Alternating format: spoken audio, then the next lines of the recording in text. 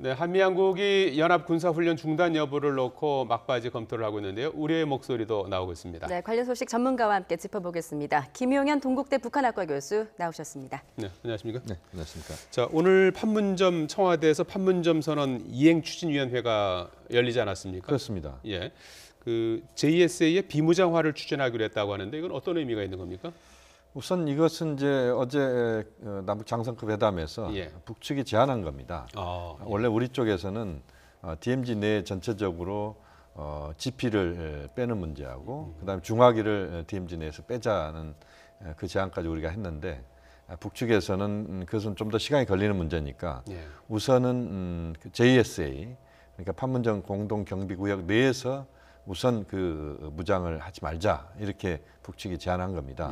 그것을 우리가 적극적으로 받아들인다 이렇게 봐야 되는데 원래는 그 판문점 우리가 흔히 8.18 도끼 만행 사건이라고 하지 않습니까?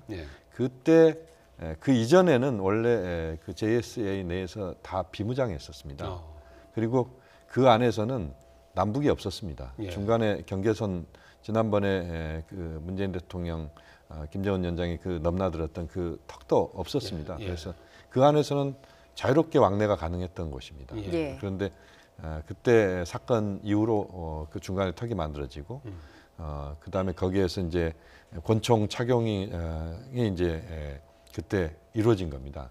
그걸 다시 없애자는 거기 때문에 아예 없는 것을 그러니까 없었던 일이 새로 생긴 게 아니고 과거에도 있었던 건데 다시 이제 환원시키자는 그런 의미다라고 보시면 됩니다. 그런데 이제 JS 관리와 관할은 이제 남측이 아니고 미군, 그러니까 주한미군 사령부 유엔사 관할 아닙니까? 그러면 그렇습니다. 이제 협의를 거쳐야 될 텐데 어떻게 전망을 하십니까? 아마 유엔사도 이 문제에 대해서는 전향적으로 나올 거라고 봅니다. 유엔사가 기능 자체가 군사적인 충돌이랄지 이런 것들을 억제하는 기능이 있고 또 유엔사는 주로 사실상 미군이 운영하는 것이다 이렇게 보시면 됩니다. 지금 트럼프 대통령과 김정은 위원장의 북미 정상회담이 싱가포르에서 열렸고 거기에서의 분위기도 역시 한반도 비핵화 평화체제로 가자. 또 실질적으로 군사적인 어떤 위협을 감소시키는 게 그것의 출발점일 수 있기 때문에 유엔사도 전 적극적으로 동의할 거라고 봅니다. 자, 이 지금 이제 군사적인 어떤 긴장 관계를 이렇게 조금씩 이제 완화하는 그런 조치들을 이제 하고 있는 것 같아요. 그렇습니다. 그런 맥락에서 8월로 예정된 을지 프리덤 가디언 연습을 이제 중단하는 문제가 지금 논의되고 있는 것 같은데 처음에 트럼프 대통령이 얘기했고 어제 우리 국가안전보장회의에서도 이제 검토하기로 했고 그렇습니다. 지금은 이제 군 당국끼리 이걸 협의하고 있는 단계인가요? 그 문제는 지금 한미 군사 당국이 어느 수준에서 협의가 이루어지고 있는지에 대해서는 공식적으로 알려져 있지는 않습니다. 다만 트럼프 대통령이 먼저 그 이야기를 꺼냈고 문재인 대통령도 거기에 적극적으로 호응을 하는 그런 모습을 보였습니다. 결국 이제 미국 쪽에서는 아마 이 논리가 이런 걸 겁니다. 북측에서 지금 선제적으로 풍계리 핵실험장을 폐쇄를 했습니다. 또 대륙간 탄도미사일 실험을 할 수 있는 탄도미사일 실험장을 지금 북한이 폐쇄하겠다 이런 이야기를 했다고 지금 트럼프 대통령이 이야기를 했습니다. 또 핵실험 또 ICBM급 미사일 발사하지 않겠다는 입장을 북측에서 이미 표명을 했기 때문에 그렇다면 북측 김정은 위원장 또는 북측에서는 북측은 이렇게 지금 선제적인 조치를 하고 있는데 미국은 뭔가 보여줘야 되는 것 아니냐. 미국도 한두 개 보여줘야 그래야 상호 신뢰가 싹 트는 거 아니냐. 이런 이야기를 꺼내면서 아마 트럼프 대통령이 그러면 한미 군사훈련을 중단할 수 있다. 이렇게 이야기를 꺼낸 것 같습니다. 그렇기 때문에 출발은 아마 거기에서 시작됐을 것이고 그 논란이 지금 이제 있는 것은 과연 한미 군사훈련을 중단해야 되느냐는 문제인데 단서가 있습니다. 북미 간의 비핵화 평화체제에 대한 논의가 진전되는 동안에는 훈련하지 않겠다는 거거든요. 그래서 좀 더 이 문제는 상당히 한미 간에도 많은 대화가 있어야 되겠습니다만 이것은 좀 전향적으로 우리가 좀 접근할 필요가 있다. 그러니까 비핵화 평화 체제를 끌어내는 데 있어서 한미 군사훈련 중단을 좀 우리가 활용하는 부분이기 때문에 너무 이것을 갖고 우리가 부정적으로 볼 사안은 아니라고 봅니다. 그런데 이제 외신 보도들을 보면 이제 한미연합 군사훈련을 중단한다는 거에 대해서 좀 우려 섞인 목소리도 좀 많이 나오고 있거든요. 그거에 대해서는 좀 어떻게 생각하세요? 과거에도 사실 한미 군사훈련이 중단된 적도 있었습니다. 예. 처음은 아닙니다. 또 지금 이제 말씀드린 바와 같이 북측이 지금 취하고 있는 그런 조치들이 있기 때문에 이건 북미 간에 밀당을 한 상태에서 북한이 조치를 취한 게 아니고 북한이 우선적으로 먼저 조치를 취한 겁니다. 풍계리 핵실험장 폐쇄도 그렇고 지금 그 탄도미사일 발사 실험장도 폐쇄하겠다는 것도 역시 이제 그 북한이 하겠다는 거거든요. 예. 이런 차원에서 본다면 역지사지의 관점에서 좀 접근할 필요가 있습니다. 지금부터는 이 북한 핵 문제와 또 한반도 비핵화 평화 체제를 풀어가는 이 문제는 철저하게 역지사지의 관점에서 이제 접근해야 됩니다. 과거식으로 우리가 먼저 북한이 요구하고 북한이 뭐 하면 우리는 나중에 하겠다. 이 상황으로는 문제를 풀어갈 수는 없습니다. 그런 차원에서 우리가 접근할 필요가 있다고 지금 주한 미국 대사가 공석 아닙니까? 해리 해리스 이제 지명자가 지금 상원에서 청문 절차를 밟고 있는 그런 상황인데요. 청문회에 그렇습니다. 나와서 이 연합 군사 훈련을 중단하는 것은 이제 비핵화의 진정성을 확인하는 차원이다 이런 언급을 했어요. 이건 어떤 의미로 봐야 되는 겁니까? 역시 이제 마찬가지입니다. 북한이 얼마만큼 진정성 있게 행동을 하느냐에 그거에 맞춰서 그런 훈련 중단도 연관되는 것이다. 이렇게 지금 이야기하고 있는 겁니다. 그러니까 북한이 비핵화를 위한 진정성 있는 행동을 계속하지 않으면 한미 군사훈련은 다시 재개할 수 있다는 그런 취지의 이야기입니다.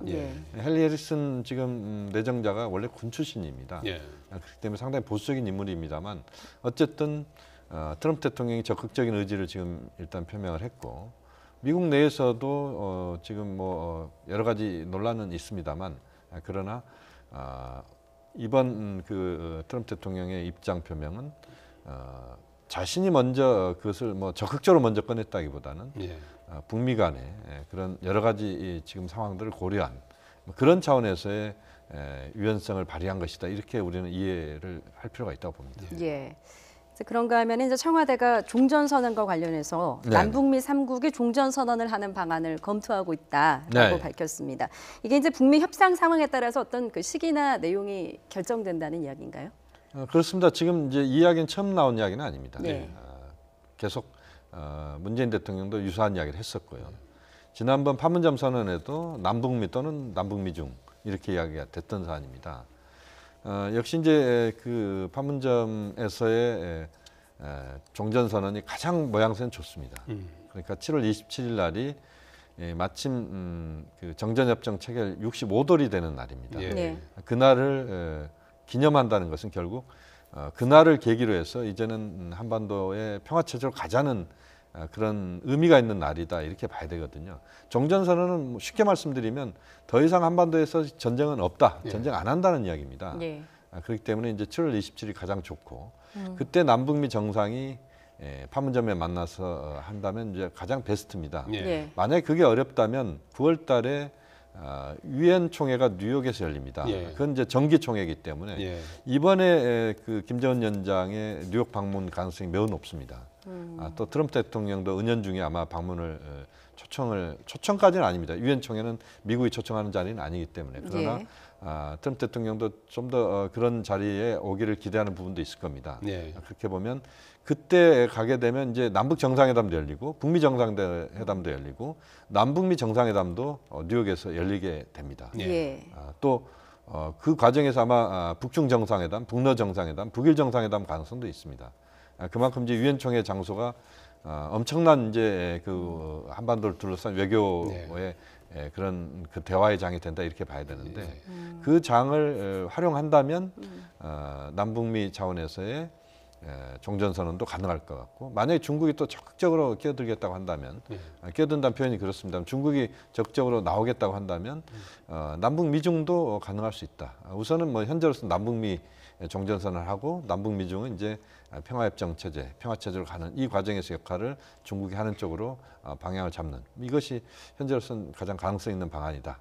판문점 또는 뉴욕 이게 좋겠다는. 종전선언은 이제 별개가 아니고 이제 그 어디까지나 비핵화 뭐 로드맵이라든지 이런 것들이 조금 더 구체화된 이후에 나올 수 있는 그런. 그러니까 이제 종전선언은 정치적인 의미의 선언이고 법적인 또는 국제법적인 구속력이 있는 건 아닙니다. 그렇기 때문에 언제 해도 상관없고 안 해도 상관없습니다. 그렇지만 이제 그것을 계기로 해서 한반도 비핵화 평화체제로 가자. 예. 그래서 한반도 비핵화 평화체제로 가는 데 있어서 종전선언이 좀 입구 역할을 하게 만들자. 이게 이제 문재인 대통령의 생각이고 트럼프 대통령도 거기에 동의를 하고 있고 김정은 위원장도 거기에 부정적이지 않습니다. 예. 자, 어제 장성급 회담이 열렸는데 앞서 조금 언급을 해주셨는데 네. 그 남북 육해상 한 라인을 완전 가동하기로 그렇습니다. 합의를 했다고 해요. 이건 네. 어떤 라인인가요? 그 상당한 의미가 있는 합의입니다. 예. 지금 이제 어제 그 장성급 회담에 대한 일부의 그런 비판이 있습니다만, 네.